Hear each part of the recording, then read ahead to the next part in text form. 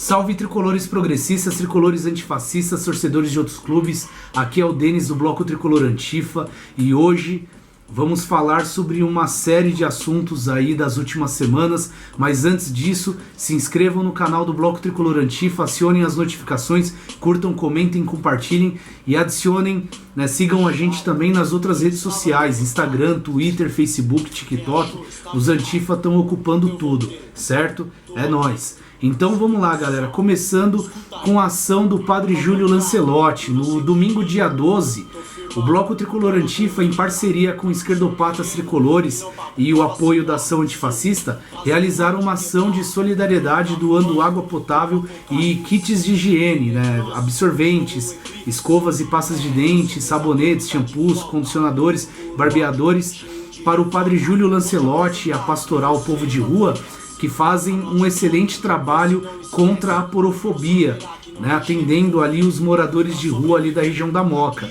Foi uma manhã incrível em que nós conhecemos os camaradas do Esquerdopatas Tricolores, conversamos bastante com o Padre Júlio e a sua equipe, um abraço para a equipe do Padre Júlio. O Boulos apareceu lá na paróquia São Miguel Arcanjo para conversar com o padre, viabilizando o compromisso de impedir medidas higienistas da Prefeitura de São Paulo, que estava retirando cabanas, cobertores e qualquer material dos moradores de rua. É o Ricardo Nunes, prefeito da cidade. Aí já o nome aí para não votarem em 2024. Nós fizemos uma homenagem ao padre falando sobre a trajetória dele e a sua luta em prol dos desassistidos e o combate à porofobia. Em parceria com o coletivo San Jorge Cultural, nós do Bloco Tricolor Antifa presenteamos o padre com um punho de argila, feito pelo Valério do Quilombo da Nega, lá do Capão Redondo, e o Esquerdopatas Tricolores entregou uma camisa para o padre. O Bloco Tricolor Antifa conseguiu arrecadar cerca de R$2.000, e o Esquerdopatas Tricolores também, um valor bem semelhante, e aí a gente fez toda essa compra desses itens que eu citei e entregamos lá para a equipe do Padre Júlio. Eu vou colocar aqui o link da missa transmitida pelo YouTube. As homenagens elas começam por volta de 1h e 25 minutos do vídeo, e caso vocês queiram ver um trecho no canal do Bloco, da homenagem, nós lançamos recentemente também. É a união aí de dois coletivos de esquerda do São Paulo, o Bloco Tricolor Antifa e o Esquerdopatas Tricolores, e a gente deseja, o nosso pensamento é que a gente possa nos unir mais vezes e somar também com outros coletivos progressistas do Tricolor, certo? Mudando de assunto, o coletivo Antifa, a torcida organizada do Botafogo de Ribeirão Preto, o Botafogo Antifascista Resistência Caipira, eles estão proibidos pela Federação Paulista de Futebol de entrar nos estádios de São Paulo desde o último dia 22 agora de fevereiro até o fim do Campeonato Brasileiro da Série B, que vai começar agora em abril e tem previsão e término em novembro desse ano. Tudo isso aconteceu por quê? Porque no jogo contra o Palmeiras, lá no estádio Santa Cruz, a Resistência Caipira entrou com uma faixa escrita "Sem anistia". E aí a polícia foi lá, agrediu um torcedor, prendeu outros dois, provocou um tumulto, um confronto com os torcedores da Resistência Caipira. E isso não vai ficar assim não, É importante que todos os coletivos progressistas, as torcidas do estado de São Paulo e também do restante do país, que nós façamos uma união, contra essa decisão da Federação Paulista de Futebol, do Ministério Público, porque tá errado, isso daí tá na cara que é perseguição, porque há uns anos atrás os torcedores comuns do Botafogo de Ribeirão Preto levaram uma faixa imensa que cobriu grande parte da arquibancada, escrito "Somos Todos Moro", esse pessoal imbecil aí que acreditou nessa porra dessa Lava Jato, nessa mentira aí do Sérgio Moro. E aí não pegou nada, eles assistiram o jogo com a faixa, ninguém foi preso. Agora uma faixa pequena, escrito "Sem anistia", por causa dos golpistas lá que estão presos, depois do dia 8 de janeiro, provocou tudo isso. Então nossa solidariedade aí para a Resistência Caipira, e isso não vai ficar assim, a gente vai atrás aí de fortalecer com os camaradas da Resistência Caipira. Mudando de assunto, Vamos falar sobre o genocídio dos Yanomami. A terra indígena Yanomami, ela ainda enfrenta uma crise sanitária gravíssima, fruto do garimpo ilegal, do desmantelamento de políticas de combate ao garimpo ilegal nas reservas indígenas. A desnutrição e a malária levaram à morte centenas de Yanomami, principalmente crianças. Essa semana, homens adultos Yanomami morreram de malária. De acordo com o Sistema de Informação da Atenção à Saúde Indígena, o CIASE, desde 2015 a desnutrição tem atingido cerca de 49% das crianças acompanhadas. Em 2021, obviamente, esse número aumentou. Durante o desgoverno genocida do Bolsonaro, cortes na doação de alimentos e falta de remédios contra a malária ceifaram a vida de indígenas Yanomami. Isso foi um projeto político. Faltou cloroquina para o tratamento de malária, ao mesmo tempo que ele estava enfiando cloroquina no rabo de vários bolsonazistas. As operações da FAB destruíram aeronaves, tratores, balsas e outros equipamentos do garimpo ilegal. A estratégia era ocupar as regiões dominadas pelo garimpo ilegal, De acordo com a PF, a investigação ela começou antes do desencadeamento da operação, das prisões e ações da FAB, da Polícia Federal. Eles já tinham identificado as pessoas, e elas serão indiciadas e responderão na medida da sua culpabilidade. O problema é que tanto as pessoas que atuaram na exploração do minério, que agiram com violência contra os indígenas, quanto as pessoas que fizeram segurança desses locais legais, elas podem fugir do país, já que a FAB ela decidiu manter a abertura parcial do espaço aéreo. Então, até o dia 6 de maio, os garimpeiros e não indígenas eles podem usar 3 corredores aéreos para sair espontaneamente da região. E é possível que eles fujam, Isso não pode ser permitido. O jornalista Leandro Demore, lá do Intercept, ele gravou um vídeo recentemente onde ele denuncia empresas e escritórios ilegais, empresas e escritórios ligados ao garimpo ilegal. É preciso prender, julgar e condenar todos os envolvidos pelo garimpo ilegal e destruição da fauna e flora da região amazônica e reservas indígenas. Tem que prender os ricos que têm escritório aqui na cidade de São Paulo, que financiam maquinário e todos os tipos de veículos para o garimpo ilegal, certo? Dias atrás, o verme genocida fez o que ele mais sabe fazer, abriu a boca, o hidrante de chorume dele, para criticar o governo atual e suas ações na terra indígena dos Yanomami. Ele disse que não é do interesse do governo atual ajudar os indígenas, como se ele tivesse interesse. O mesmo genocida, denunciado no Tribunal Penal Internacional por crimes contra a humanidade, pela forma como ele conduziu as políticas sanitárias na pandemia e pelo genocídio de indígenas que ele foi denunciado já em 2019. Vale lembrar. Ele ressaltou que as reservas indígenas são regiões auríferas, só pensa no ouro, e que em nenhum momento ele lamentou a morte dos indígenas, o que já era óbvio, E se esse sempre foi o interesse dele, em exterminar os indígenas, não faria sentido nenhum ele lamentar as mortes dos indígenas Yanomami. Lembrando que cerca de 700 mil pessoas morreram de Covid e em nenhum momento ele demonstrou luto e preocupação com os familiares que perderam seus entes pela pandemia. O garimpo ilegal na terra indígena Yanomami ele cresceu 54% no ano de 2022. Devemos continuar mobilizados denunciando todos os crimes cometidos pelo desgoverno Bolsonaro. Então assim, fica a pergunta, quantas lideranças camponesas, quantos indígenas, quantos pobres e pretos foram assassinados nos últimos 4 anos desse desgoverno? Jamais devemos nos esquecer e precisamos cobrar para que Bolsonaro, Ricardo Salles, Sérgio Moro, Damares Alves, a nata do chorume bolsonarista, sejam punidos e presos por cometerem genocídio. Ontem, dia 28 de fevereiro, a Polícia Federal iniciou uma operação para investigar suspeitos de receberem valores para a compra de ouro extraído ilegalmente da terra Yanomami, na lavagem de dinheiro. O grupo teria movimentado cerca de 162 milhões de reais. É complicado. Agora mudando de assunto, galera. o terremoto no Oriente. O terremoto que atingiu regiões da Turquia, Síria e o Kurdistão sírio, né, a região de Rojava, ceifou aí cerca de 50 mil pessoas, até o último momento que eu colhi as informações para gravar esse vídeo. Então cerca de 50 mil pessoas morreram nessas 3 regiões.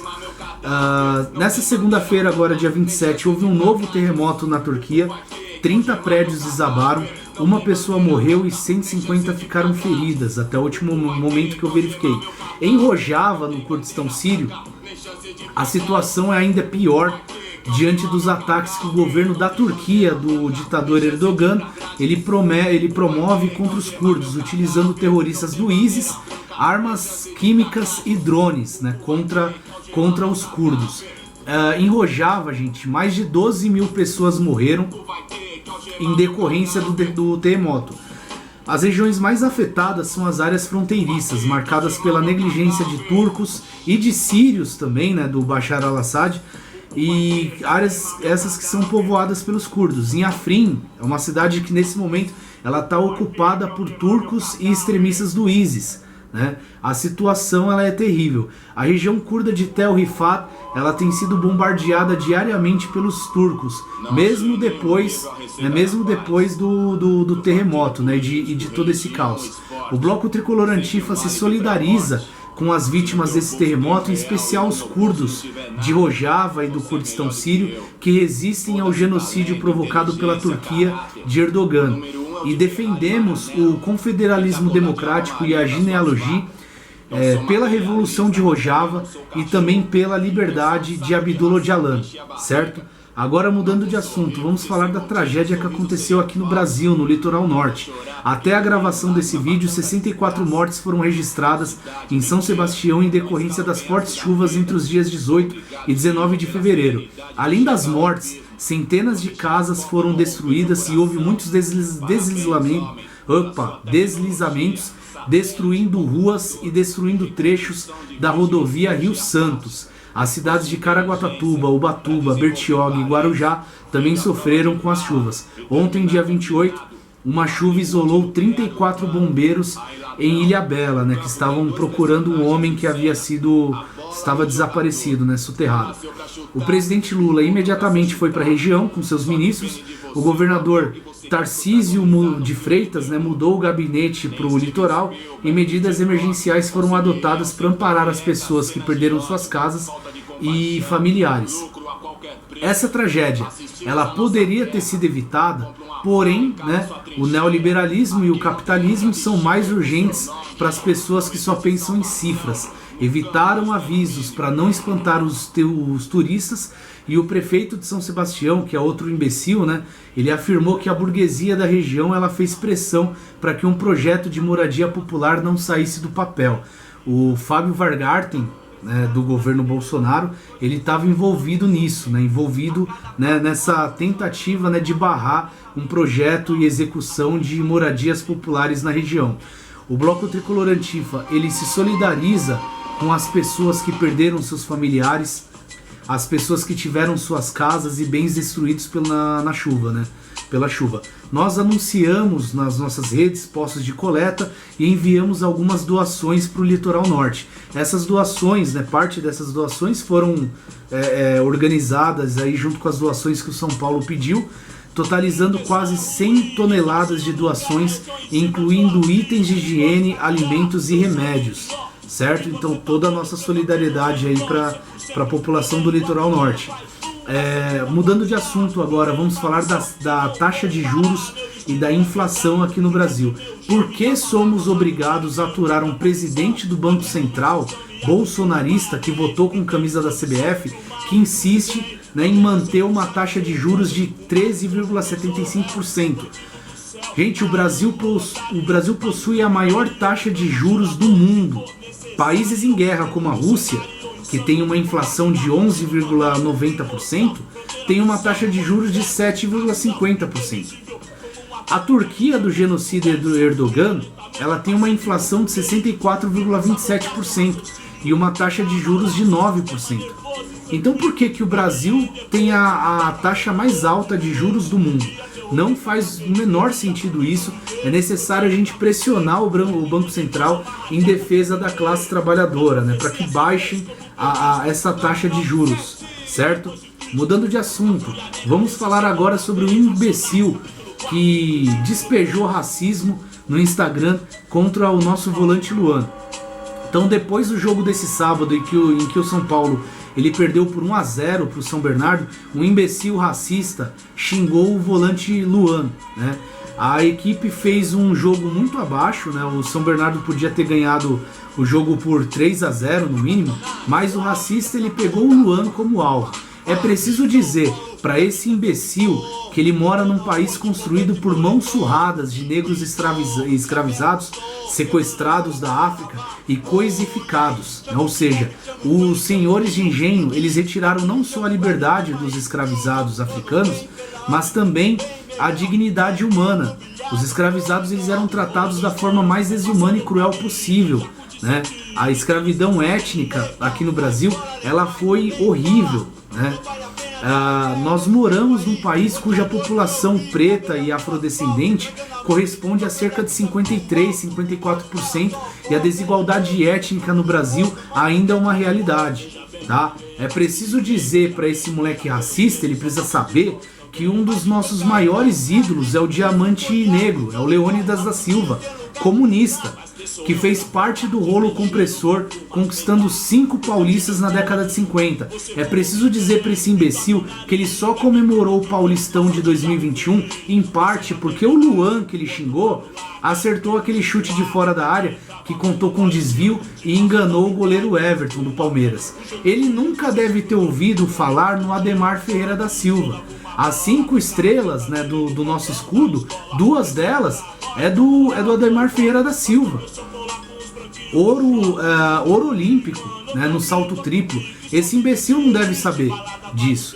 O São Paulo só é tricampeão mundial porque o Fabão cruzou a bola para o Aloysio Chulapa, que dominou a bola, meteu aquela chaleira do Paraguai para o Mineiro, que invadiu a área e tocou no canto do goleiro Reina. 3 jogadores pretos que deram um tricampeonato mundial para o São Paulo, tá? O maior artilheiro do São Paulo é o Serginho Chulapa, que é preto também, tá? Então esse imbecil ele precisa saber disso. Bom, o volante Luan ele registrou queixa no DRAD, que é a Delegacia de Polícia de Repressão aos Delitos de Intolerância Esportiva, né? E a gente espera que não fique somente nisso, no registro de um boletim e numa nota de repúdio que o São Paulo lançou logo em seguida, né? Que se faça justiça e que esse imbecil ele vá pra cadeia, certo? Falando em imbecil, eu não tô conseguindo assistir todos os vídeos do YouTube zoando o Calvo da Campari. Aquele imbecil Red Pill, frustração em pessoa, feio pra caralho, rascunho do satanás, misógino, desgraçado, machista, que paga na internet de fodão, fazendo uma mistura de cosplay do Agostinho com cantor de sertanejo Ralph, né? Como diz os caras do Galãs Feios. Esse imbecil, ele é um hidrante de chorume com aquele ar de superioridade cheio de misoginia, né? Aí ficou em evidência, não aguentou o rebote das massas e ameaçou de morte 2 mulheres que mostraram o quão imbecil ele é. Pra você ver como é que é, né? Vários caras zoaram ele, o Cauê Moura, os caras do Galãs Feios, outros canais, até o pessoal do Meteoro, né? Tirou um sarro dele. E qual é o alvo dele? O alvo dele foram 2 mulheres, né? Ameaçou de morte, agora tá pedindo desculpa, falando que quem conhece ele sabe, aquele papinho que a gente já conhece já, né? É um otário, vacilão do caralho, né? Incel do caramba, merda de Red Pill, esses imbecil frustradão. Mudando de assunto, galera, vamos falar sobre o basquete agora do São Paulo. São Paulo foi vice-campeão mundial no início de fevereiro. Gente, não adiantou, né? Não teve jeito. O time do Tenerife foi superior ao São Paulo e venceu a final por 89-69. Na semifinal, o São Paulo tinha massacrado o Rio Grande Valley Vipers da NBAD por 91-70, mas chegou à final, não teve jeito, né? Mas assim, é um saldo muito positivo, né? Os jogadores eles retornaram para o Brasil de cabeça erguida. Com um time formado há 4 anos, o São Paulo chegou ao vice-campeonato mundial, né? Então é continuar trabalhando para sermos campeões mundiais um dia. Próximo jogo pela NBB vai ser amanhã, quinta-feira, às 7h15, contra o Bauru, lá na cidade de Bauru. São Paulo ocupa o 3º lugar atrás de Flamengo e SESI Franca. Agora falando sobre o futebol feminino, né? O São Paulo estreou no Brasileirão, empatando com o Bahia por 1-1, jogo que aconteceu aqui em São Paulo. O próximo jogo é nesse sábado, às 15 da tarde, né, às 3 horas da tarde, lá em Fortaleza contra o Ceará. Tem um problema gigantesco que é o seguinte: a equipe feminina do Ceará, ela passou por um desmonte depois do rebaixamento do time masculino na Série A. Então o time masculino foi rebaixado no Brasileirão, né? Vai disputar a Série B esse ano, e quem pagou por isso, né, foi o time feminino, que teve muitos cortes, né, da direção do Ceará. Tanto que a equipe feminina do Ceará, na estreia, perdeu de 14-0 pro Corinthians. E tinha umas meninas, sei lá, do Sub-14, jogando contra as jogadoras profissionais do Corinthians. Pra você ver como é que é as coisas, né? Então isso demonstra o quanto o futebol feminino ainda precisa avançar, precisa ser mais levado a sério, né? Agora vamos falar sobre o futebol masculino. São Paulo perdeu de 1-0 pro São Bernardo. Ainda saiu no lucro, né? Embora teve 2 lances ali de pênalti pro São Paulo. Muitos acham que foi pênalti. Mas enfim, né? O Alan Franco tirou um gol em cima da linha depois de um contra-ataque e ainda teve uma bola na trave no segundo tempo dos caras, né? Então assim, um time previsível, sem drible, sem jogada, sem chute de fora da área, sem um cruzamento bem executado, salvo as exceções em que o Wellington Rato ele pega bem na bola, não tem uma triangulação, uma jogada de linha de fundo. Meu, tá osso, cara. E assim, o Tricolor ainda perdeu o Caleri, que sofreu uma fratura no tornozelo, e agora há pouco saiu a informação de que o DM do São Paulo vai fazer um tratamento conservador no Caleri, ou seja, não optando pela cirurgia, né? A previsão do retorno é de 1 mês, então dessa forma ele perde para o Paulistão, só retorna após as primeiras rodadas do Brasileirão, né? Ainda há muitos jogadores no DM, no departamento médico do São Paulo, que é um horror, né? Vários jogadores sofreram lesões e o tempo de recuperação é muito lento. Tanto que, por exemplo, o Arboleda, ele sempre vai fazer o tratamento fora, né? O Refis, que era modelo na época do Turíbio, a época que o São Paulo foi tricampeão brasileiro, né? Do hexacampeonato, do tricampeonato mundial, trilibertadores, aquela época era modelo. Hoje em dia, você é louco. Já faz uns 10 anos que o trabalho é péssimo, não recupera jogador, quando recupera demora pra caramba, os jogadores quebram, né, se machucam o tempo todo, é horrível aquilo ali, né? O próximo jogo do São Paulo é no domingo, dia 5, né, agora, em Ribeirão Preto contra o Botafogo, né, o último jogo da fase de grupos do Paulistão. São Paulo é o líder do grupo B com 20 pontos, e mais saldo de gols do que o Água Santa, né? Então o Água Santa é o vice-líder com 20 pontos também. E o São Paulo ele é o 3º colocado na classificação geral, atrás do São Bernardo e do Palmeiras, certo? Então é isso, galera. Eu vou ficando por aqui, mas antes eu vou deixar o recado, né? Assistam o documentário da DW, né? Da Deutsche Welle Brasil, né? Da DW Brasil. É um país dividido. Os jornalistas da DW, eles acompanharam dia a dia e a militância da Fátima, nossa presidenta, né, do Bloco Tricolor Antifa. O link do documentário vai aparecer aqui em cima, então assistam, comentam, né, comentem, compartilhem lá. E é isso, se inscrevam no canal do Bloco Tricolor Antifa, acionem as notificações, curtam, comentem, compartilhem e sigam a gente nas outras redes, né, no Instagram, Twitter, Facebook e TikTok. É isso aí, vou ficando nessa, é nóis. Fui.